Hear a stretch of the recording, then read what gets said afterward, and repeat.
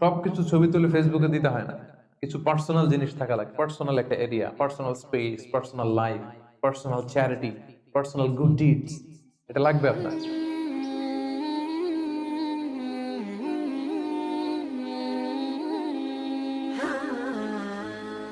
السلام عليكم ورحمة الله وبركاته.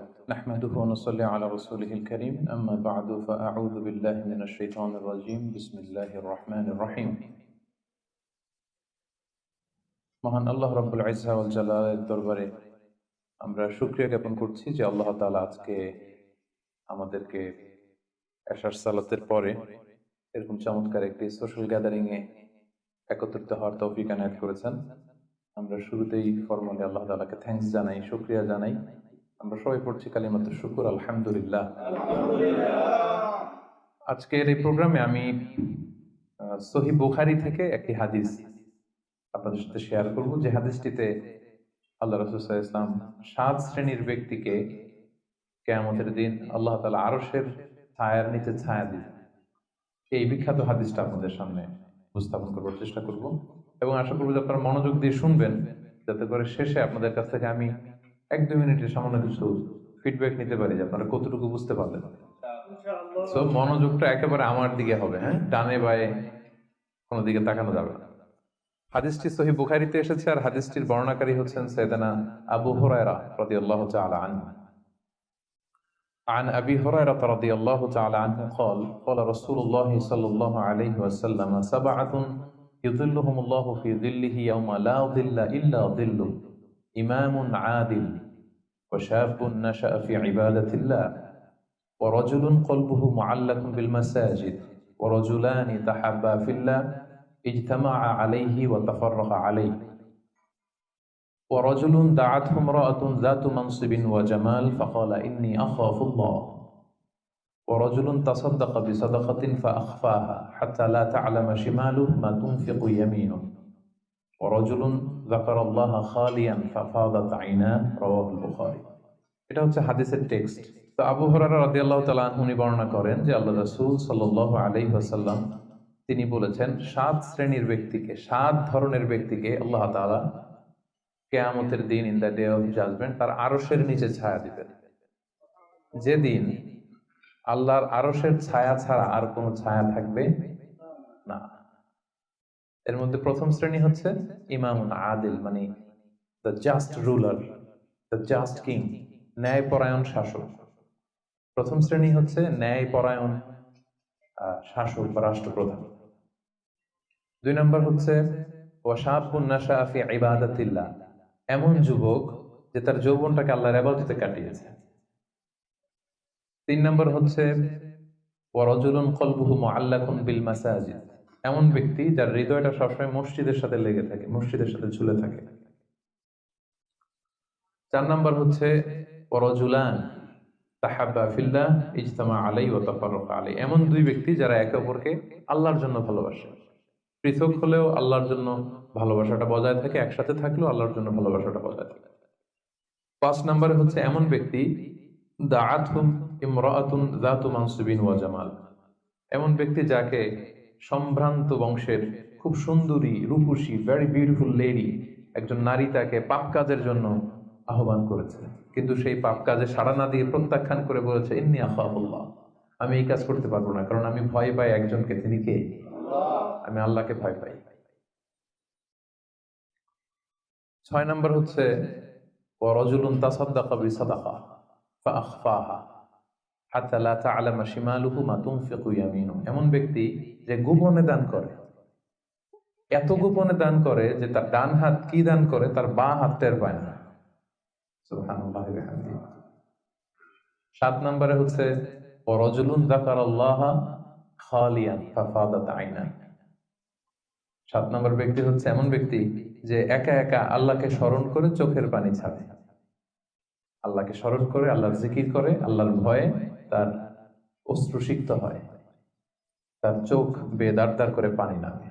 এই 7 শ্রেণীর ব্যক্তিকে আল্লাহ তাআলা আরশের নিচে ছায়া দিবেন, যেদিন কোনো ছায়া থাকবে না। এই হচ্ছে হাদিসের সরল বঙ্গানুবাদ। হাদিসটি সহিহ বুখারীতে এসেছে। হাদিসের টেক্সট থেকে পরে যে সহজ সরল বঙ্গানুবাদ করলাম, এটা আপনাদের মোটামুটি বুঝে আসছে না? বুঝে এসেছে। এরপরে ব্যাখ্যা করলে আরো ভালো বুঝতে পারবে। এই হাদিসটির বর্ণনাকারী হচ্ছে আবু হুরায়রা রাদিয়াল্লাহু তাআলা। আবু হুরায়রা রাদিয়াল্লাহু তাআলা আনহুর নাম শুনেছেন আপনারা? আল্লাহ রাসূল সাল্লাল্লাহু আলাইহি ওয়াসাল্লাম একজন বিখ্যাত সাহাবী। ওনার নাম কিন্তু আবু হুরায়রা না, ওনার নাম হচ্ছে আব্দুর রহমান। আবু হুরায়রা রাদিয়াল্লাহু তাআলা আনহুর আসল নাম কি? সবাই বলতে হবে, আব্দুর রহমান। তো উনি আবু হুরায়রা হলেন কি করে? হিররাতুন মানে বিড়াল, আর হুরায়রা মানে ছোট্ট বিড়াল। তো উনি বিড়াল পালতেন, বিড়াল নিয়ে দুষ্টামি করতেন। আমাদের অনেকে শখ আছে, ঘরে আমরা বিড়াল পালি। তো উনি একবার ঢোলা জামা, জুব্বার আস্তিনের মধ্যে বিড়াল নিয়ে রাসূল সাল্লাল্লাহু আলাইহি ওয়াসাল্লামের কাছে আসছেন। আল্লাহ রাসূল দেখলেন যে আবু হুরায়রা বিড়াল নিয়ে দুষ্টামি করতেছে। তো আল্লাহ রাসূল সাল্লাল্লাহু আলাইহি ওয়াসাল্লাম রসিকতা করে মজা করে ডাক দিলেন, ইয়া আবা হুরায়রা, এই বিড়ালের বাবা। আসলে নাম কি ছিল? আব্দুর রহমান। টাকা দরকার ছিল ইয়া আব্দুর রহমান। এটা না ডেকে রাসূল সাল্লাল্লাহু আলাইহি ওয়াসাল্লাম মজা করে বললেন, ইয়া আবা হুরায়রা, হে বিড়ালের বাবা। তো রাসূল সাল্লাল্লাহু আলাইহি ওয়াসাল্লাম কিন্তু এরকম মজা প্রায়ই করতেন। প্রায় সাহাবাদের মধ্যে তিনি মজা করতেন, রসিকতা করতেন। তবে এটা হালাল রসিকতা ছিল, হালাল এন্টারটেইনমেন্ট। রাসূল সাল্লাল্লাহু আলাইহি ওয়াসাল্লাম একটু রসিকতা করে বললেন, ইয়া আবা হুরায়রা, হে বিড়ালের বাবা। তখন থেকে আবু হুরায়রা রাদিয়াল্লাহু তাআলা আনহুকে সবাই আব্দুর রহমান না বলে বিড়ালের বাবা বলে ডাকতে শুরু করলো। সুবহানাল্লাহ। এবং উনি নিজেও এটা নিজের জন্য পছন্দ করলেন, বিড়ালের বাবা। তো ওনার নাম হচ্ছে বেসিক্যালি আব্দুর রহমান। কিন্তু যেহেতু বিড়াল নিয়ে দুষ্টামি করতেন এবং রাসূল সাল্লাল্লাহু আলাইহি ওয়াসাল্লাম একবার যখন হে বিড়ালের বাবা বলে ডাক দিলেন, তারপর থেকে উনি কি হয়ে গেলেন? আবু হুরায়রা। উনি এই হাদিসটি বর্ণনা করেছেন, উনি নিজে শুনেছেন রাসূল সাল্লাল্লাহু আলাইহি ওয়াসাল্লামের কাছ থেকে এই হাদিসটি। উনি সর্বাধিক হাদিস বর্ণনাকারী সাহাবী। উনার চেয়ে বেশি হাদিস কোন সাহাবী বর্ণনা করেননি।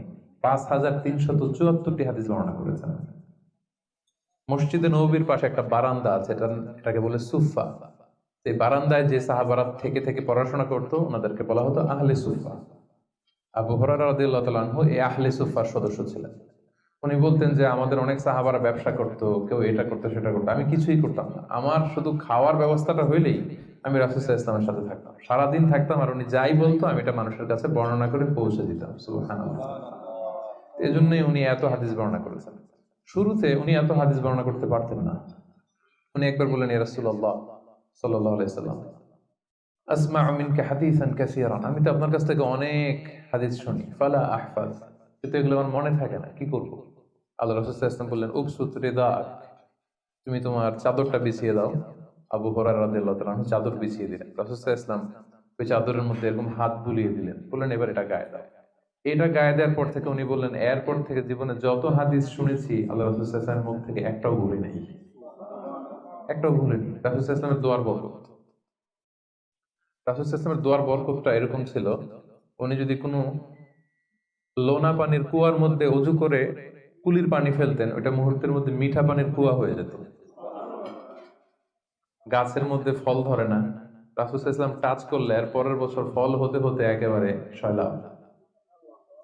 আনাস রাদিয়াল্লাহু তাআলা আনহুর জন্য একবার দোয়া করে দিয়েছিলেন, আল্লাহ তাকে সন্তান বেশি দাও, তাকে সম্পদ বেশি দাও। তো সন্তানের দোয়া এত কাজে লাগছে, ওনার সব মিলে 82 জন সন্তান ছিল, 80 জন ছেলে 2 জন মেয়ে।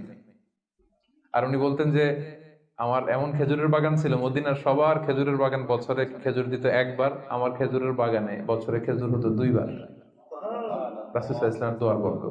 মদিনার অনেক নবজাতক সন্তানদের মাথায় চুল গজায় না, রাসূল সাল্লাল্লাহু আলাইহি ওয়াসাল্লাম কোনো নবজাতক সন্তানের মাথায় হাত বুলিয়ে দিলে মাথার চুল তাড়াতাড়ি বড় হয়ে যেত। বারাকা। রাসূল সাল্লাল্লাহু আলাইহি ওয়াসাল্লাম হাত বুলিয়ে দিলেন, ওই হাত বুলানো চাদর আবু হুরায়রা রাদিয়াল্লাহু তাআলা আনহু গায়ে পড়লেন, আর ভুলে না কিছু, আর কিছু ভুলে না। অনেক ওরিয়েন্টালিস্টরা আবু হুরায়রা রাদিয়াল্লাহু তাআলা আনহুর এই হাদিস বর্ণনার ব্যাপারে সাসপিশন ছড়ায়, সন্দেহ ছড়ায় যে উনি এত হাদিস শুনলো কবে? একজন মানুষকে এত হাদিস কারো কাছ থেকে শুনে মনে রাখতে পারে নাকি? আপনারা আমার যত কথা শুনেন কয়টা মনে রাখতে পারবেন? তারা সন্দেহ ছড়ায় যে আবু হুরায়রা এগুলো নিজ থেকে মনে হয় বলেছে। আসলে না, কখনো না, নেভার। উনি রাসূল সাল্লাল্লাহু আলাইহি ওয়াসাল্লামের কাছ থেকে যেমনটি যেমনটি শুনেছে ঠিক তেমনটি তেমনটি বলেছে। এবং এটা হচ্ছে রাসূল সাল্লাল্লাহু আলাইহি ওয়াসাল্লামের দোয়ার বরকত, ওই যে চাদরে হাত বুলিয়ে দিয়েছে। তাহলে হাদিসের যে বর্ণনাকারী আবু হুরায়রা রাদিয়াল্লাহু তাআলা আনহু, ওনার ব্যাপারে একটা ছোটখাটো ধারণা পেয়ে গেলেন না আপনারা? আচ্ছা, এবার আমরা হাদিসে চলে যাই। আল্লাহ রাসূল সাল্লাল্লাহু আলাইহি ওয়াসাল্লাম বলেছেন, সাবআতুন ইউযিল্লুহুমুল্লাহু ফি যিল্লিহি, ইয়াউমা লা যিল্লা ইল্লা যিল্লুহ, 7 শ্রেণীর ব্যক্তিকে আল্লাহ তাআলা আরশের নিচে ছায়া দিবেন, যেদিন আরশের ছায়া ছাড়া আর কোনো ছায়া থাকবে না।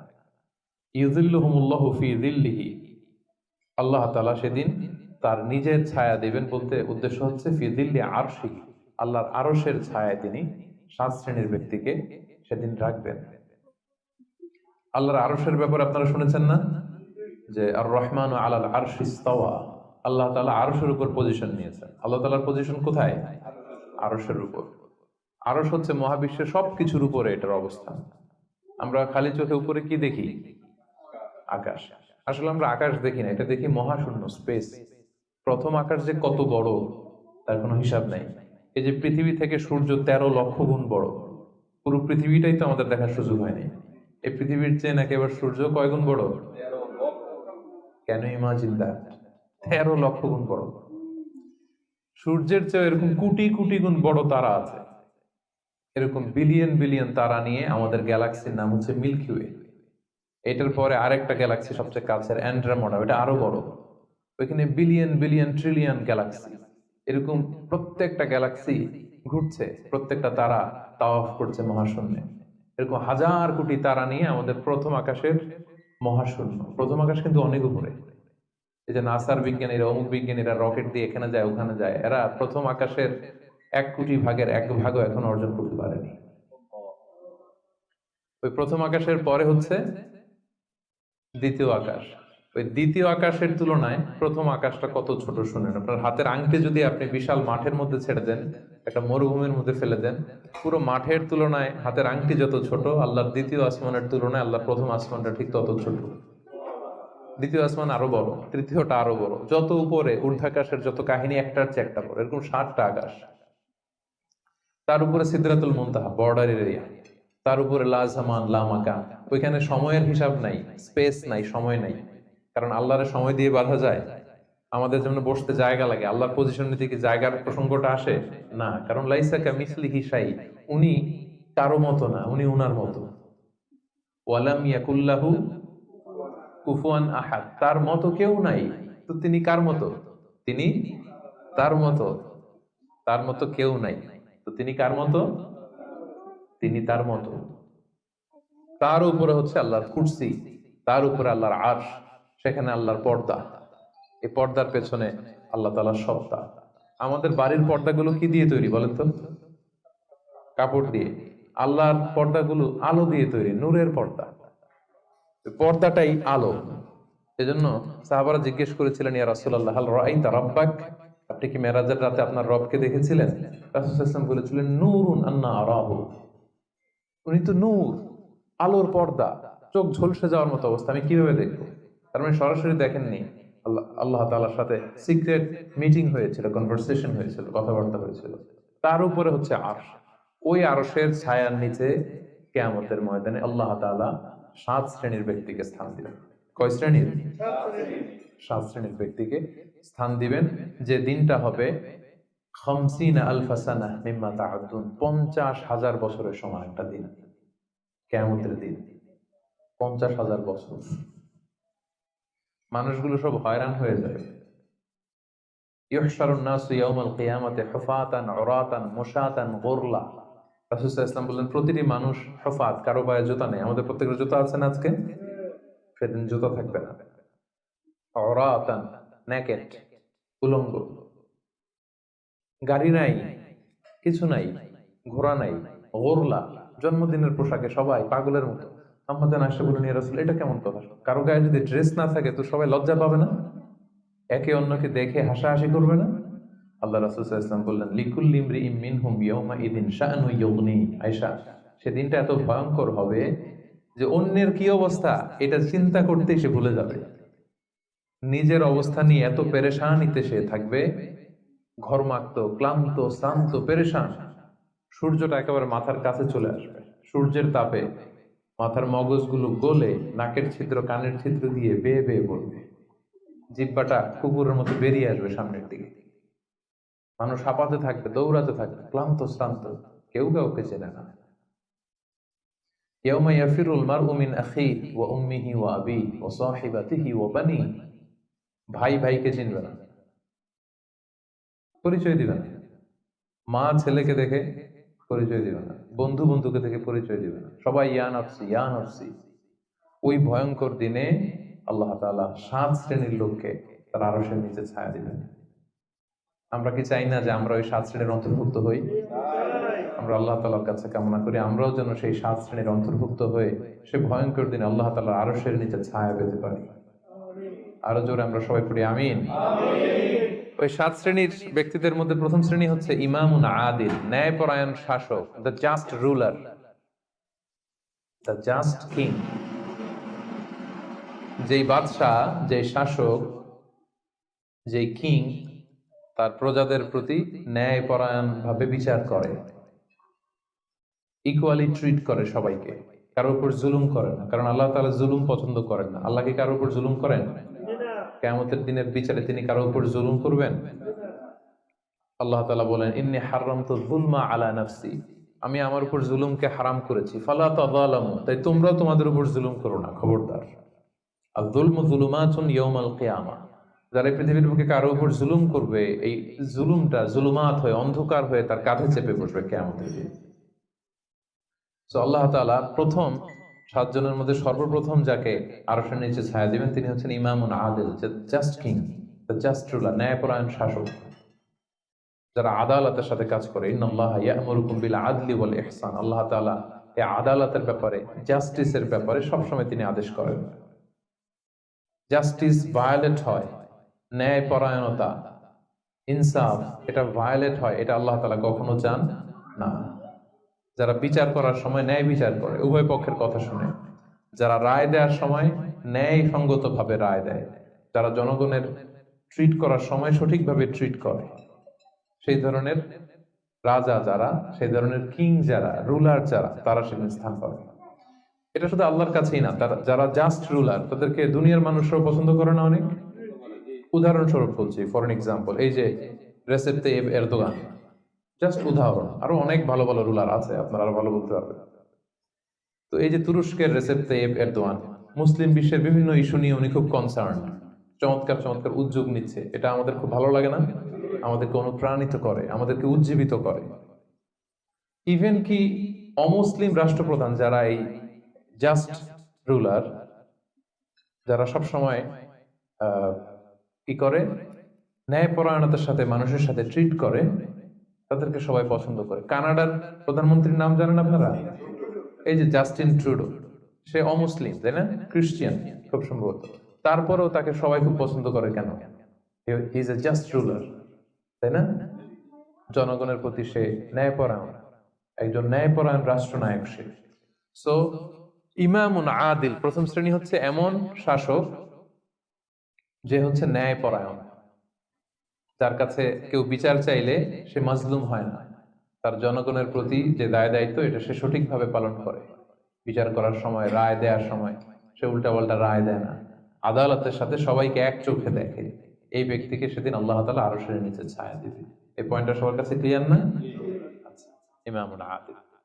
2 নাম্বার হচ্ছে ওয়াশাবুন নাশাআ ফি ইবাদাতিল্লাহ, এমন যুবক যে যুবক তার যৌবনটাকে আল্লাহর ইবাদতে কাটিয়েছে। এখানে এই যে আপনারা যারা বসে আছেন বেশিরভাগই হচ্ছেন যুবক, বেশিরভাগই সবাই তো যুবক। আমি তো বয়স্ক তেমন কাউকে দেখতে পাচ্ছি না, 2-1 ছাড়া, 2-1 তাও খুব বয়স্ক না, আমাদের কাছাকাছি বা কিছু বড় হবে, ঠিক কিনা? সাধারণত যুবক ধরা হয় কোন বয়স থেকে কোন বয়সে? লেটস সে 20 থেকে 40, তাই না? 20 থেকে 40, এই 20 বছরের সময়টা হচ্ছে একেবারে জীবনের সবচাইতে মাহেন্দ্রক্ষণ। এত শক্তি, সম্ভাবনা, টকবগে যুবক, যুবকদের মধ্যে আল্লাহ অনেক প্রাণ শক্তি দিয়েছে। এরা বিপ্লব ঘটায় ফেলতে পারে, এরা সময়ের গতি স্রোতকে পাল্টে দেয়, সাগরের স্রোতকে উল্টে দেয়, এরা বিপ্লব করে ফেলে, ইতিহাস রচনা করে, ঠিক কিনা? এই যুবক তার যৌবনের মোক্ষম সময়টা অন্যায় করে কাটায় না, আজে বাজে কাজ করে কাটায় না, জুলুম করে কাটায় না, দুর্নীতি করে কাটায় না, টেন্ডারবাজি, চাঁদাবাজি, মিথ্যা, খারাপ কাজ, কোন এই ধরনের কাজের সাথে নিজেকে জড়িত রাখে না, বরং নাশা ফি ইবাদাতিল্লাহ, আল্লাহর ইবাদতে সে তার জীবনটাকে কাটায়। এজন্য যৌবনের এই সময়টা প্রিয় ভাইরা অনেক দামি, এটা বেশি দিন থাকবে না। রং ধরা যৌবন জং ধরে নাই, শেষ। এই দেখতে দেখতে ছোট্ট কিশোর হয়ে পৃথিবীতে এসেছিলেন, শিশু ছিলেন, কিশোর, তারপর এখন যুবক। কিছুদিন পরে বিয়ে করে থাকলে দেখবেন যে আল্লাহ ঘরে মেহমান পাঠিয়ে দিলে বাবা হয়ে গেছে। কিছুদিন পরে মেয়েটারে বিয়ে দিলে এরপর কি হয়ে যাবেন? শ্বশুর হয়ে যাবেন, এরপরে নানা হয়ে যাবেন, দাদা হয়ে যাবেন। এই তো জীবন। This is the circle of life. রং ধরা যৌবন, জং ধরে শেষ। এটা থাকে না খুব বেশি দিন। এই জন্য এই এই যৌবনের এই সময়টাকে যারা আল্লাহর ইবাদতে তারা কাটিয়েছে, তাদেরকে আল্লাহ তাআলা আরশের নিচে ছায়া দিবেন। নাশা ফি ইবাদাতিল্লাহ। এবং যৌবনের ইবাদতকে আল্লাহ তাআলা খুব বেশি পছন্দ করে। ইবাদতটা অনেক ব্রড সেন্সে যদি আপনি চিন্তা করেন, অনেকে মনে করে যে শুধু নামাজ পড়া, শুধু রোজা রাখা, শুধু জিকির করা এটাই ইবাদত। আসলে ব্যাপারটা কিন্তু এমন নয়। মানব কল্যাণে আপনি যাই করেন, আল্লাহ তাআলার আদেশ পালনে আপনি যাই করেন, সবটাই ইবাদত। ঠিক কিনা? আপনি যদি রক্ত দেন, মুমূর্ষু রোগীকে বাঁচাতে রক্তের প্রয়োজন হয় না? আপনি যদি তাকে বাঁচাতে রক্ত দেন, এটাও ইবাদত। আপনি পরিবেশকে সুন্দর রাখার জন্য গাছ লাগালেন, এটাও ইবাদত। আপনি একজন মানুষ বিপদে পড়েছে, it doesn't know what to do, আপনি তাকে কনসালটেশন করলেন, কিছু সুন্দর পরামর্শ দিলেন, গাইড করলেন যে এইটা ভুল, এইভাবে করো। এই যে আপনি টাইম ব্যয় করলেন, কনসালটেশন দিলেন, এটা ইবাদত।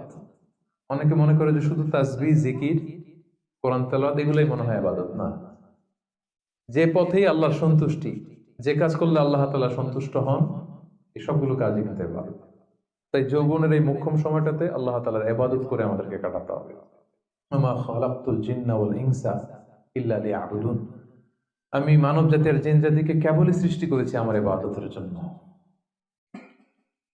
এজন্য এই বয়সে, আপনাদের এই বয়সের অফিসে খুব ব্যস্ততা, এখানে খুব ব্যস্ততা, এরপরেও যে একটু কষ্ট করে নামাজটা পড়েন, হ্যাঁ, এরপরে যে জামাতে আসেন, এরপরে আপনি সুন্নাহ মোতাবেক চলতে যাচ্ছেন, দাঁড়িয়ে রাখছেন, এটা অনেক বড় ইবাদত। এটা আল্লাহ তাআলার কাছে অনেক বেশি প্রিয়। বৃদ্ধ বয়সের ইবাদতের চেয়ে যৌবনের ইবাদত আল্লাহর কাছে অনেক বেশি প্রিয়। এর কারণ হচ্ছে, বৃদ্ধ বয়সে ইবাদত ছাড়া করবেটা কি? ইবাদত ছাড়ার তো সময়ই কাটে না। কারণ ঘরে এর কথা শোনার কেউ নাই, কেউ সময় দেয় না, রাতে ঘুম আসে না, 3টার দিকে ঘুম ভেঙে যায়। বাংলাদেশের কথা যদি বলি, দেখবেন যে মুরব্বীরা 3টা 4টার পরে নাকি ওনাদের ঘুমিয়ে আসে না। তো অজু করে ইমাম সাহেবের 1 ঘন্টা আগে আসে মসজিদে ফজর পড়তে। ইমাম সাহেব দেরি করলো কেন, মুয়াজ্জিন দেরি করলো কেন, ওনারা এটা বলে। কারণ ওই যে ঘুম আসে না, কি করবে? তো তখন তার ইবাদত করা ছাড়া সময়ই কাটে না। ওই ইবাদত আল্লাহর কাছে ততটা প্রিয় নয় যতটা প্রিয় হচ্ছে একজন যুবকের ইবাদত। ঠিক কিনা? আপনি যৌবন কালে যদি আল্লাহ তাআলা দাসত্ব করতে পারেন, ইবাদত করতে পারেন, আপনার বার্ধক্যে উপনীত হওয়ার পরে ইবাদত করতে না পারলে আল্লাহ তাআলা ইবাদত দিয়ে আপনার আমলনামা পূর্ণ করে দিবে। পূর্ণ করে দিবে। আপনি ফজরের সময় উঠতে পারতেছেন না, কোমরে ব্যথা, ডায়াবেটিস ইত্যাদি ইত্যাদি, আল্লাহ বলবে যুবক অবস্থায় কি করেছিল ওইটা দেখো, ওই সময় যা করছে ওইটা লিখে দাও। এই জন্য আল্লাহ রাসূল সাল্লাল্লাহু আলাইহি ওয়াসাল্লাম বলেছেন যে এই যৌবনটারে কাজে লাগাও। আল্লাহ রাসূল সাল্লাল্লাহু আলাইহি ওয়াসাল্লাম বলেছেন 5টা বিষয় আসার আগে 5টা জিনিসকে কাজে লাগাও। এর মধ্যে একটা হচ্ছে শাবাবাকা ক্বাবলা হারামিক, বার্ধক্য আসার আগে যৌবনকে কাজে লাগাও। সিহহাতাকা ক্বাবলা মারাদিক, অসুস্থতা আসার আগে সুস্থতাকে কাজে লাগাও। গিনাকা ক্বাবলা ফাকরিক, গরীব হয়ে যাওয়ার আগে তোমার ধনাঢ্যতাকে কাজে লাগাও। ফারাগাকা ক্বাবলা শুগলিক, ব্যস্ত হয়ে যাওয়ার আগে অবসরটারে কাজে লাগাও। হায়াতাকা ক্বাবলা মাউতিক, মৃত্যু আসার আগে জীবনটারে কাজে লাগাও। এই জন্য যৌবনটাকে যেন আমরা কাজে লাগাই, প্রিয় ভাইরা। এবং কিয়ামতের ময়দানে 5টা প্রশ্ন করা হবে। এই 5টা প্রশ্নের উত্তর না দিয়ে কোনো বনি আদম পাই নাড়াতে পারবে না, পা নাড়াতে পারবে না। এর মধ্যে প্রথম প্রশ্ন, আন হায়াতিহি ফিমা আফনা, তার জীবনটা সে কোন কাজে লাগিয়েছে। ও আন শাবাবিহি ফিমা আবলা, জীবনের মধ্যে যে যৌবন ছিল ওই সময় কি করছে। ওই সময় কি ইসলামের বিরুদ্ধে তার কাজ করেছে? হারাম কাজগুলোতে সময় ব্যয় করেছে? হারাম ব্যবসা করেছে? হারামের সাথে সম্পৃক্ত ছিল? ইসলাম বিরোধী গোষ্ঠীর সাথে সম্পৃক্ত ছিল? আপনাকে জিজ্ঞেস করা হবে যে এই যৌবনের সময়টা আপনি কি কাজে লাগিয়েছেন, নাকি ইসলামের পক্ষে ছিল, যা করেছে ইসলামের পক্ষে কাজে লেগেছে। সম্পদ কোত্থেকে উপার্জন করেছে, কোথায় ব্যয় করেছে, যতটুকু জেনেছে ততটুকু মেনেছে কিনা। এই 5টা প্রশ্নের উত্তর দেওয়ার আগে বনি আদম কিয়ামতের ময়দানে পাই নাড়াতে পারবে না। এজন্য দ্বিতীয় শ্রেণী হচ্ছে ওয়াশাবুন নাশাআ ফি ইবাদাতিল্লাহ, এমন যুবক যে তার যৌবনকে আল্লাহর ইবাদতে কাজে লাগিয়েছে। এজন্য যৌবনটাকে যেন আমরা কাজে লাগাই। মনে থাকবে সবার? সবাই কিন্তু আপনারা যুবক, এই সময়টা পাবো না, আমরা মিস করবো কিছুদিন পরে। এই যে কুচকুচে কালো দাড়ি, আপনার কি মনে হয় আজীবনই কালোই থাকবে? তাহলে আমাদের দাদার গুলা সাদা করলো কে? নানার গুলা সাদা করলো কে? ওই বয়সে যাওয়ার পরে এই কুচকুচে দাড়ি, কালো চুল, এগুলো কি হয়ে যাবে? সাদা হয়ে যাবে। এটাই জীবন। সো সময়টাকে যেন আমরা কাজে লাগাই, আমরা যেন অন টাইমে জামাতের সাথে সালাদ গুলো যেন আদায় করি, কোনো হারাম কাজের সাথে যেন আমরা সম্পৃক্ত না হই। খুব হিসেব করে করে আমাদের এই যৌবনের চমৎকার সময়টা যেন আমরা কাজে লাগাই। মনে থাকবে তো ইনশাআল্লাহ? 3 নাম্বার হচ্ছে ওয়ারাজুলুন কলবুহু মুআল্লাকুন বিল মাসাজিদ।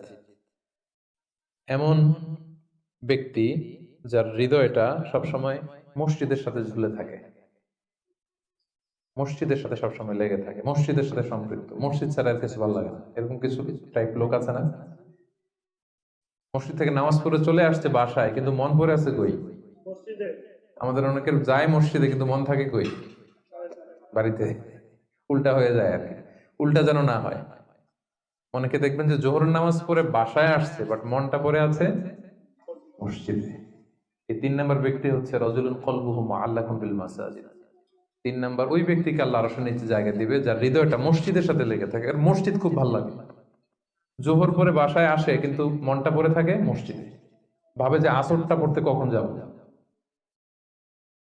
আবার আসরের সময় যে যখন বের হয় মনে মনে ভাবে মাগরিবের সময় আমি কই থাকবো, আশেপাশে সূরাও থাকবে কিনা, মসজিদের জায়গা থাকবে কিনা, নামাজটা জামাতে হবে কিনা, একটা টেনশন, একটা পেরেশানি, সবসময় মসজিদের দিকে মনটা লেগে থাকে সব সময়। এই ধরনের লোককে আল্লাহ তাআলা সেদিন তার আরশের নিচে ছায়া দিবেন।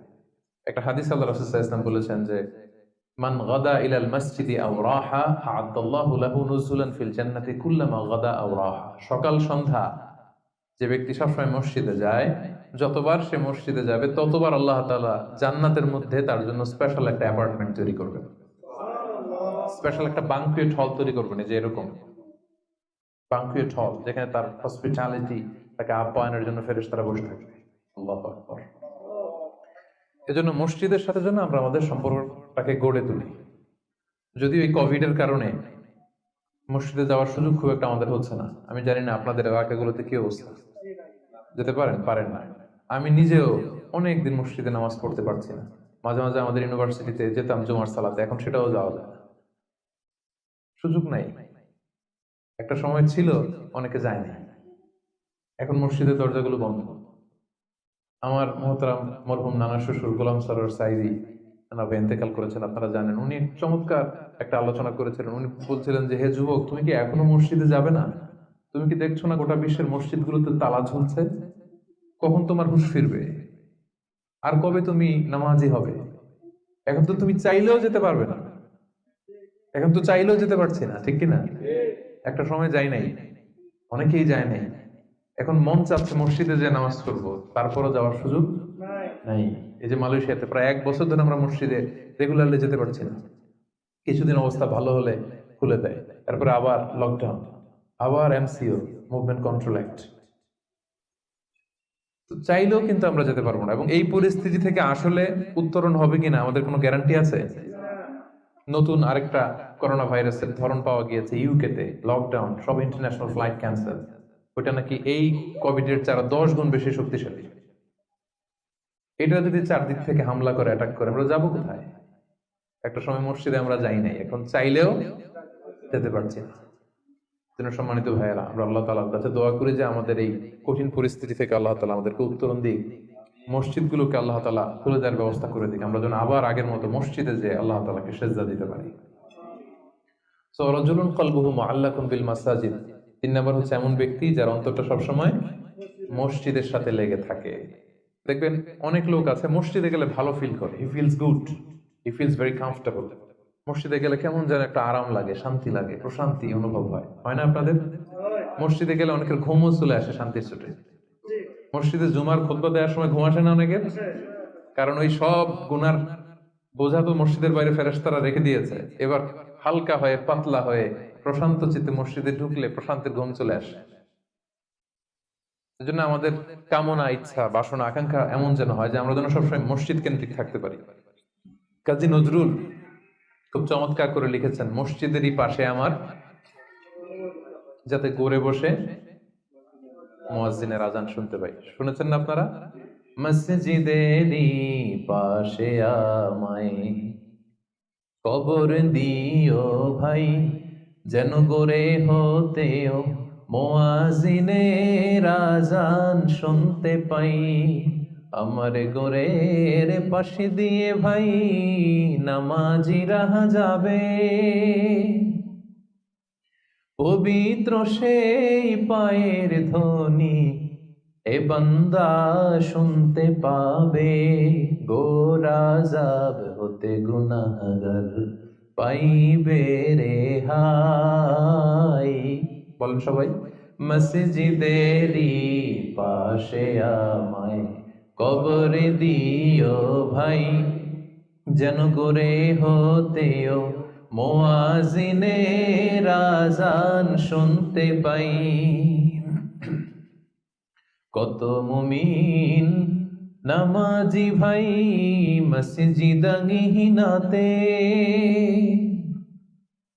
আল্লাহর নামের জিকির করে লুকিয়ে গভীর রাতে। আমি তাদের সাথে ওই আল্লাহ নাম জপতে চাই, আল্লাহর নাম জপতে চাই। মসজিদেরই পাশে আমায় কবর দিও ভাই, যেন করে হতেও মুয়াজ্জিনের আজান শুনতে পাই। পড়েন আমিন। অসাধারণ চেতনা, হোয়াট ইজ স্পিরিট। ঢাকা বিশ্ববিদ্যালয়ের পাশে, খুব সম্ভবত কেন্দ্রীয় লাইব্রেরির পাশে নজরুলের কবরটা আজও আছে। আমি জিয়ারত করেছি একবার, যে পাশে মসজিদ, কেন্দ্রীয় মসজিদ ঢাকা বিশ্ববিদ্যালয়ের, তার পাশেই নজরুলের কবর। আজান হচ্ছে, লোকেরা দোয়া করছে, কবর জিয়ারত করছে। কি চেতনা ছিল, হৃদয় থেকে দোয়াটা করেছেন, আল্লাহ কবুল করেছেন, আলহামদুলিল্লাহ।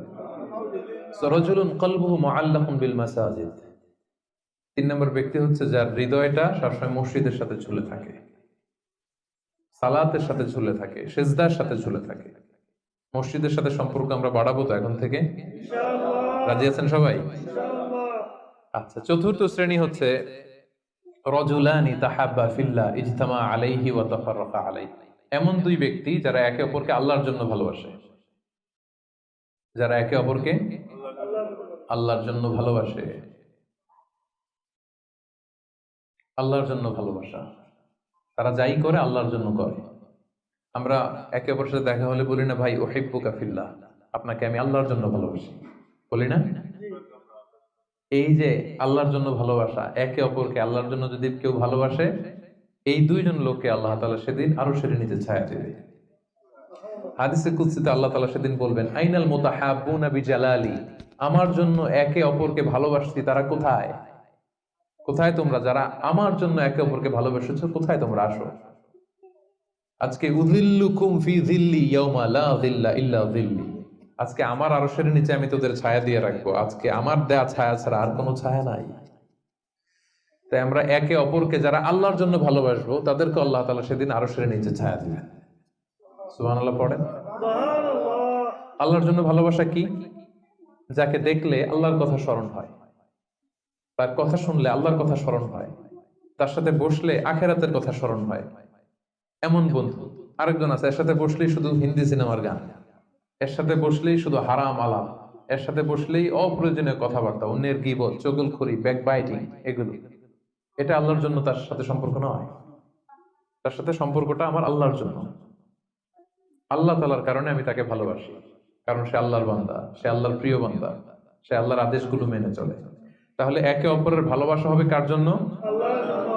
ইজতামা আলাইহি, এই ভালোবাসা নিয়েই তারা পৃথিবীতে একত্রিত হয়।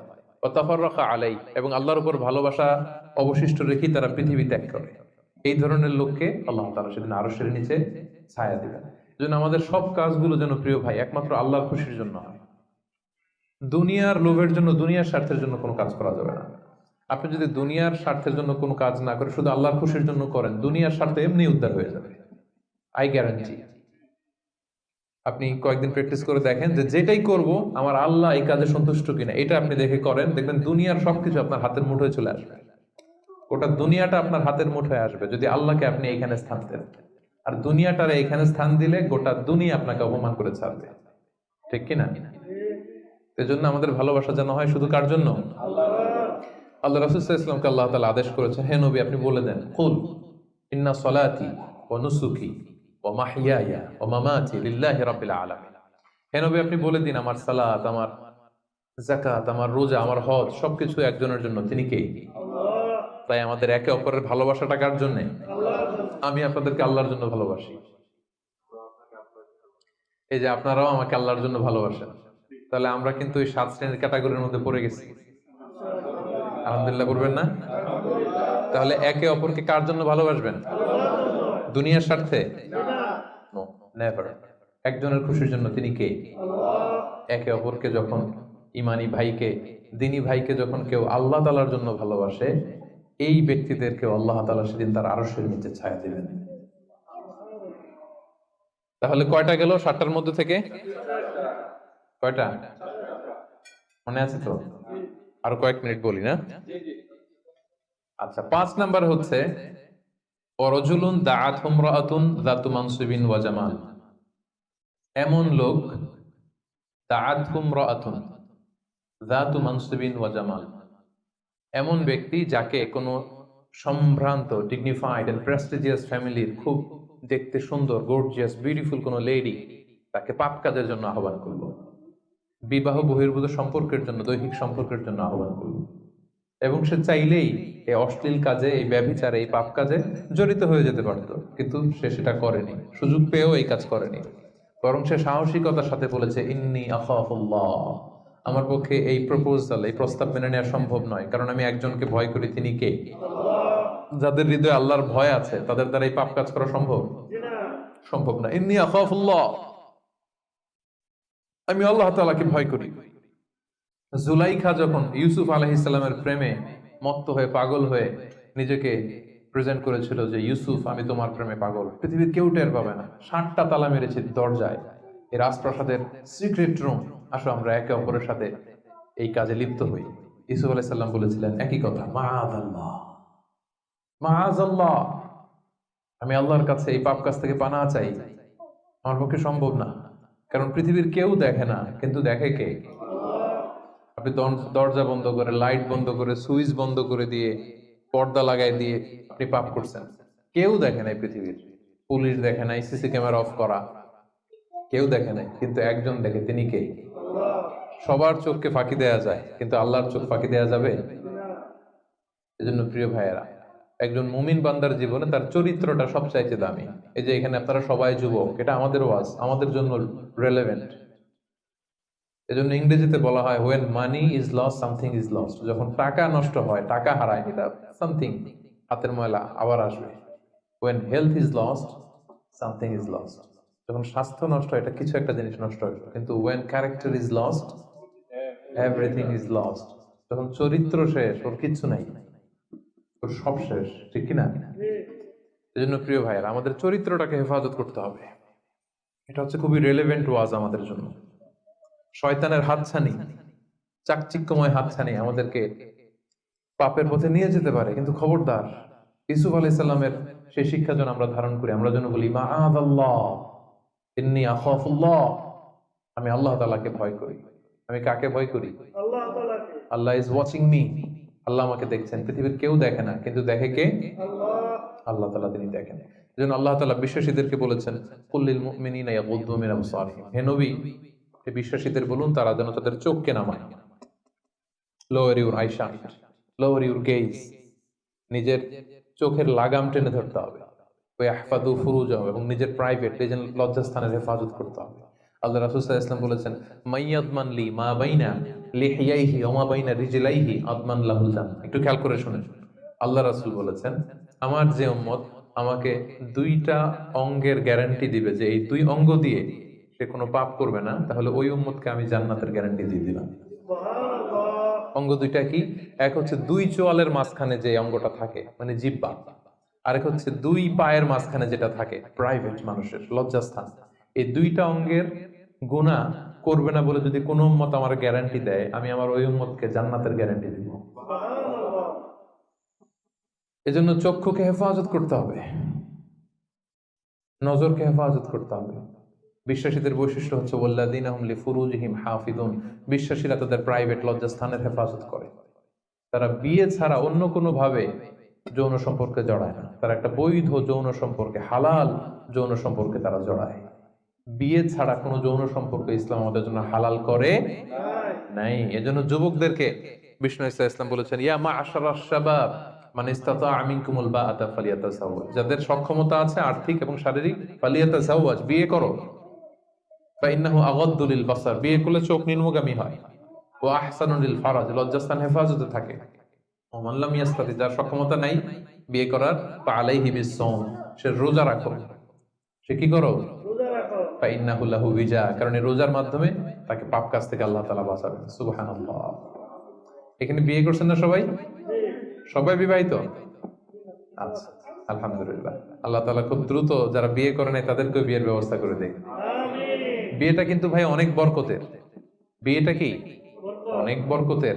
হালাল পন্থায় আল্লাহর দেয়া যৌবনকে উপভোগ করুন। মুমিনের সম্পর্ক হয় শুধু হালালের সাথে, হারামের সাথে মুমিনের কোনো সম্পর্ক আছে? সম্পর্ক নাই। যে বিয়ে করে তার দিনের অর্ধেক পূর্ণ হয়ে যায়। আল্লাহ রাসূল সাল্লাল্লাহু আলাইহি ওয়াসাল্লাম বলেন, কেউ যখন বিয়ে করলো তার দিনের অর্ধেক পূর্ণ হয়ে গেল। ফালিয়াত্তাকিল্লাহা ফিন নিসফিল বাকি, বাকি অর্ধেকের ভয় করলেই চলবে, তার এখন অর্ধেক পূর্ণ হয়ে গেছে। আল্লাহু আকবার। আল্লাহ রাসূল সাল্লাল্লাহু আলাইহি ওয়াসাল্লাম বলেছেন, নিকাহু মিন সুন্নতি, বিয়ে আমার সুন্নাত। ফামান রাগিবা আন সুন্নতি ফালাইসা মিন্নি, যে আমার সুন্নতকে ঘৃণা করে ও আমার উম্মত হতে পারে না। যারা বিয়ে করতে চায়, বিয়ে করে নিজের পাপ থেকে নিজেকে বাঁচাতে চায়, তাদেরকে সাহায্য করা আল্লাহ নিজের জন্য ওয়াজিব করে ফেলেছেন। তিন শ্রেণী, আল্লাহ বলে 3 ধরনের ব্যক্তিকে সাহায্য করা আমি আল্লাহর উপর ওয়াজিব। কয় শ্রেণীর? এর মধ্যে এক শ্রেণীর হচ্ছে যে বিয়ে করতে চায়, আর নাকি আল্লাযী ইউরিদুল আফাফ, পুত পবিত্র থাকতে যে, চরিত্র বাঁচাতে যে বিয়ে করতে চায়, টাকা নাই, সমস্যা এটা সেটা, কিন্তু খুব চাচ্ছে বিয়ে করতে। আল্লাহ বলে ওই যুবককে হেল্প করা আমি আল্লাহর জন্য ওয়াজিব হয়ে গিয়েছে।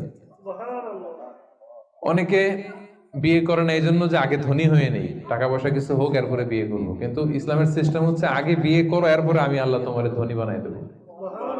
ধনী বানায় দেয় কে? তো আপনি আল্লাহর সিস্টেমে চলবেন না আপনার সিস্টেমে? ধনী হওয়ার সিস্টেমই তো হচ্ছে আগে বিয়ে করতে হবে। সব সফল লোকেরা, ধনী লোকেরা দেখবেন যে আগে বিয়ে করে ফেলছে। এজন্য আমরা যেন বিয়ে করে হালাল পন্থায় আল্লাহর দেয় যৌবনকে উপভোগ করি। হারামের সাথে যেন আমরা কখনো কোনোভাবে আপোষ না করি, সম্পর্ক না করি। তাই 5ম নাম্বার ব্যক্তি হচ্ছে যাকে কোনো রূপসী সুন্দরী পাপ কাজের অফার দেয়, সে কি অফারে ওই কাজে সাড়া দেয়? সেটাকে প্রত্যাখ্যান করে বলে, ইন্নী আখাফুল্লাহ, আমি কাকে ভয় করি? আল্লাহকে ভয় করি। তাহলে 5 নম্বর ব্যক্তি হচ্ছে যারা নিজেকে পুত পবিত্র রাখে, যারা নিজেকে পাপ কাজ থেকে বাঁচিয়ে রাখে। কয়টা গেল? শুনতেছেন সবাই? 6 নম্বর হচ্ছে রাজুলুন তাসাদ্দাকা বিসাদাকাতিন ফাআখফাহা, এমন ব্যক্তি যে গোপনে দান করে। কিভাবে দান করে? কতটা গোপনে দান করে? হাত্তা লা তা'লামু শিমালু মা তুনফিকু ইয়ামিনু, এত গোপনে দান করে যে তার ডান হাত কি দান করেছে বাম হাত সেটা টের পায় না। সুবহানাল্লাহ। এই হাত দিলে কি এই হাত সাথে থাকবে না? তারপরও আল্লাহ রাসূল সাল্লাল্লাহু আলাইহি ওয়াসাল্লাম হাদিসের ভাষ্যটা, বাক্য চয়নটা এমন ভাবে করেছেন যে এত গোপনে দেয় যে এই হাত কি করে এই হাতই জানে না, এই হাত কি করে এই হাতই জানে না, গোপনে দান করে।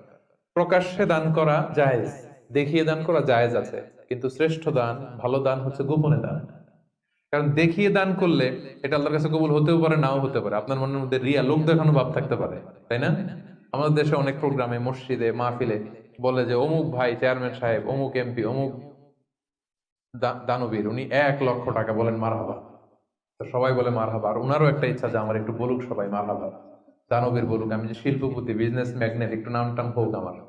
এই যে নাম হোক, একটু নাম ফুটানোর মানসিকতা নিয়ে যে 1 লক্ষ টাকা দান করলো, 1টি টাকা আল্লাহর কাছে কবুল হয়নি।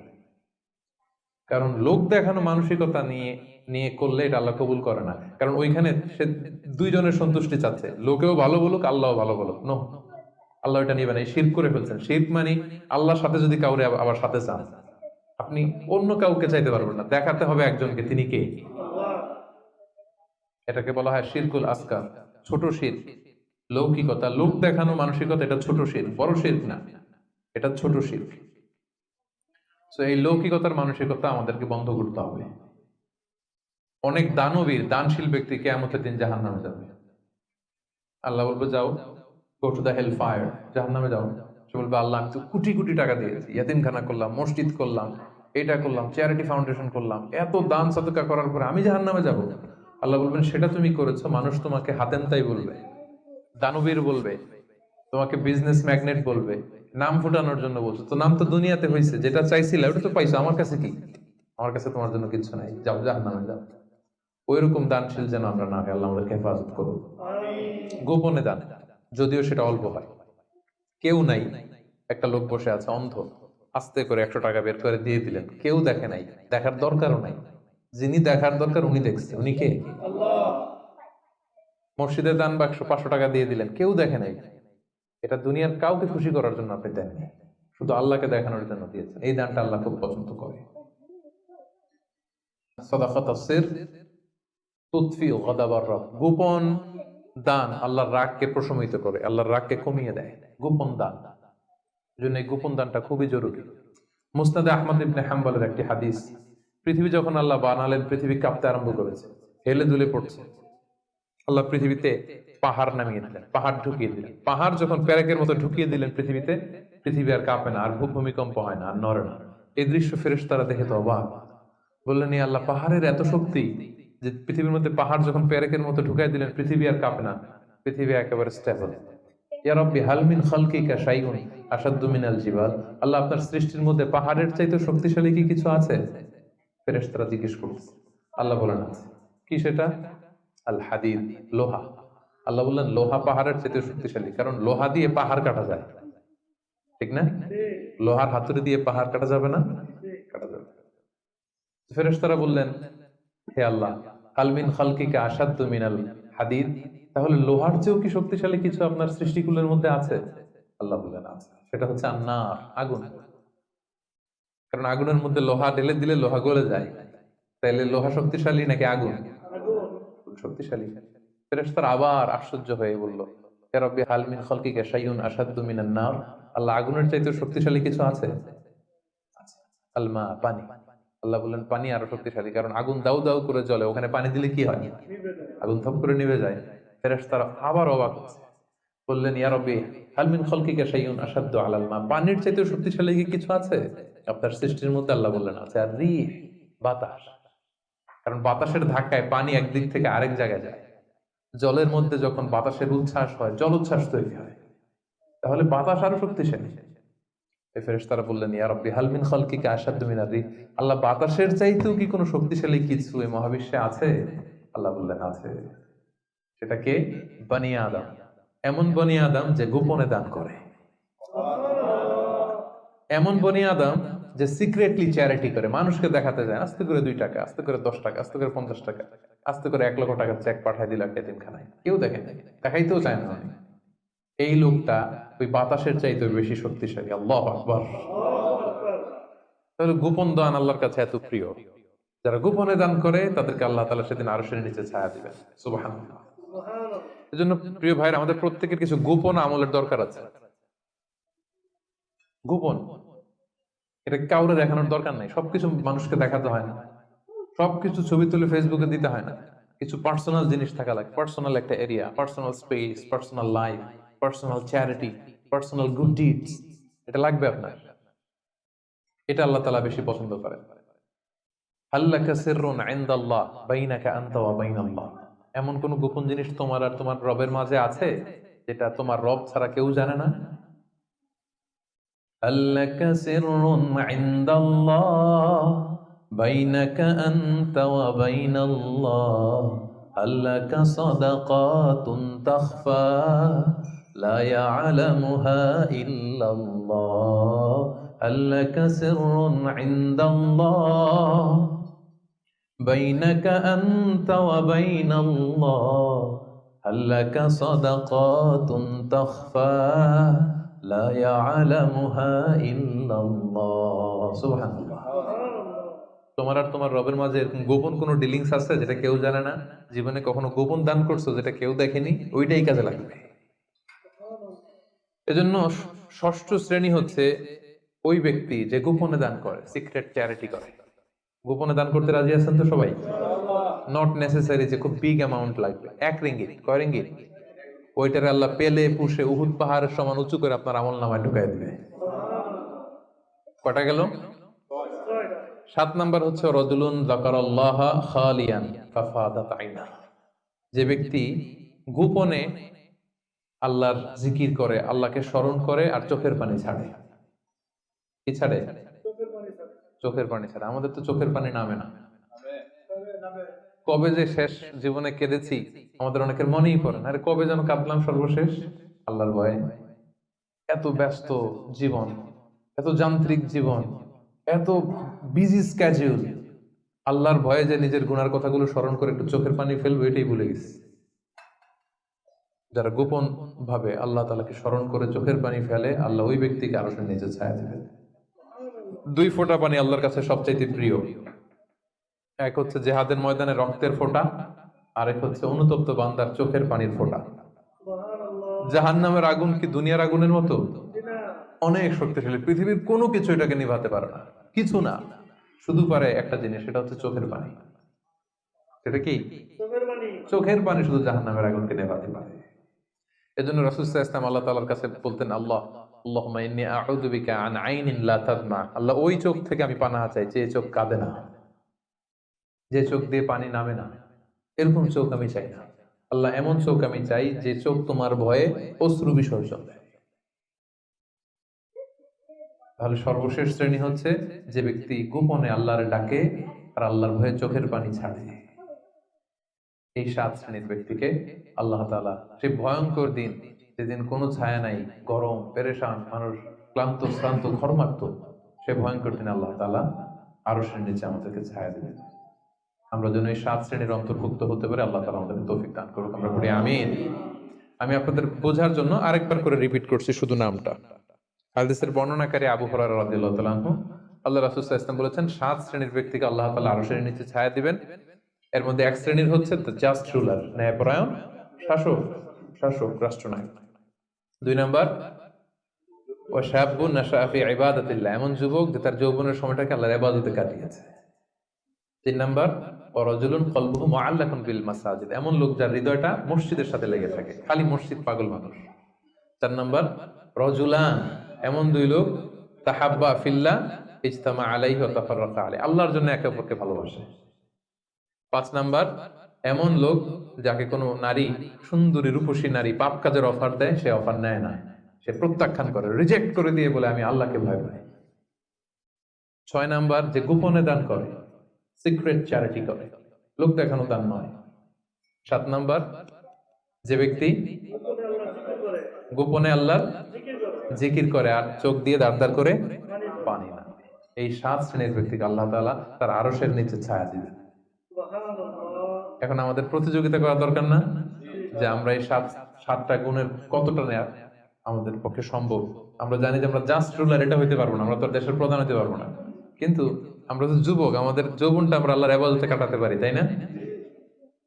আমরা মসজিদের সাথে মন্ত্র ঝুলায় রাখতে পারি, পাপ কাজের অফার আসলে সেটা ঠেকায় রাখতে পারি, কি বলেন? তারপর গোপনে দান করতে পারি, কেঁদে কেঁদে আল্লাহর কাছে জীবনের গুনার কথা স্মরণ করতে পারি। এই গুণাবলীগুলো যেন আমরা আমাদের জীবনে অর্জন করে সেদিন ওই ভয়ঙ্কর দিনে যারা আরশের নিচে ছায়া পাবে, আমরা যেন তাদের অন্তর্ভুক্ত হতে পারি। আল্লাহ আমাদেরকে তৌফিক দান করুন। আর